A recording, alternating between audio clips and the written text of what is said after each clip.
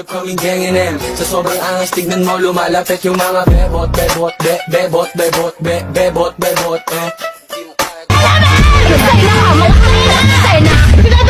Bida-bida! Sobrang ganda!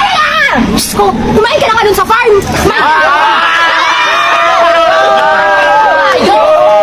Once again, what did you say? Kilala mo lang ako sa pangalan, hindi sa galawan. Tandaan mo, papunta ka pa lang, pabalik na ako, marami na ako napabagsak dito.